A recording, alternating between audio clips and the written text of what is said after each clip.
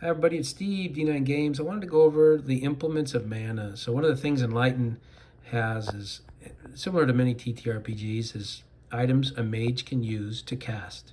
So a standard cast for a mage is rolling with ease, which as you may know, is rolling 3d9 and taking the best two. So a mage, when we call it in their lane, is rolling with ease.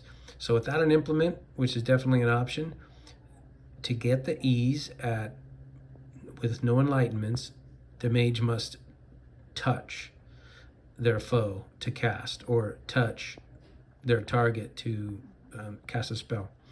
Obviously, they can go at 20 feet of range with 1 degree of difficulty, which takes that 1 degree of ease back to standard, which is 2d9. So you don't need an implement, and without one, you do cast with ease.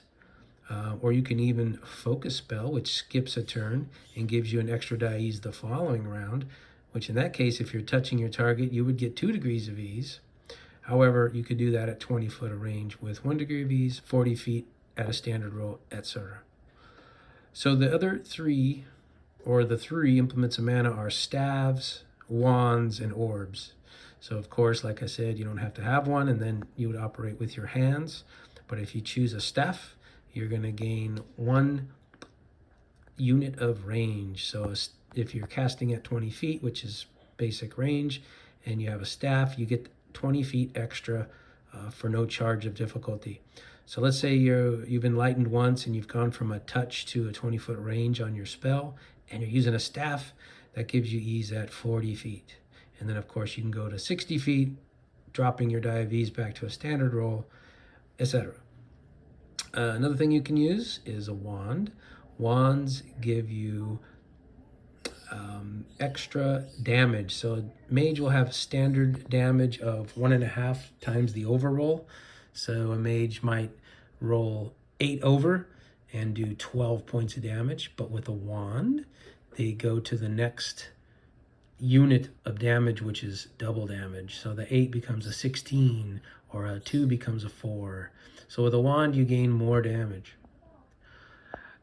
And the last implement is the orb. The orb is a protection type implement. You can cast with an orb. And if you fail your roll, a mage would typically take half the underroll in damage. So if you miss by 4, a mage would normally take 2 damage to themselves.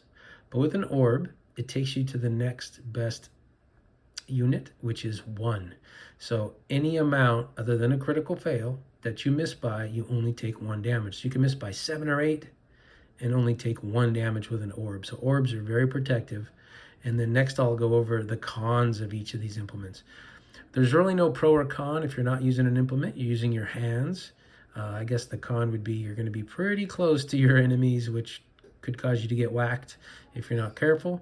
But we started with the staff. So the con of a staff is if you attack adjacent to a target or a foe, you cast with 1 degree of difficulty. So let's say you have your staff, you're going to hit this enemy with a lightning spell, but he's adjacent to you. Well, you normally would be in your lane with 1 degree of ease. Now with the staff, you're rolling a standard 2d9 roll. So you lose 1 degree of ease while using a staff to cast adjacent to your target. Now the wand, if you miss with the wand, a mage would normally take 1.5 times the underroll. No, I'm sorry, I stand corrected. They would take half the underroll. So if a mage misses by 4, normally they're taking 2 damage. But with the wand, they go up 1 degree. So now they're taking full damage. So whatever you roll under, that's how much damage you take if you're using a wand. So it gives you more damage on the plus side, but you take more damage if you miss. The orb, if you miss, we already mentioned, you take only 1 damage as a mage, as opposed to half the underroll.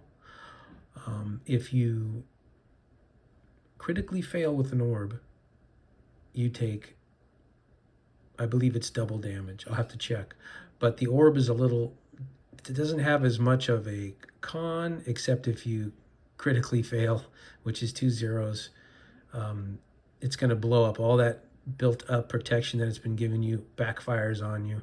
And I think it's at least double damage, because I think it's 1.5 regular for a mage, so it becomes double on a critical fail.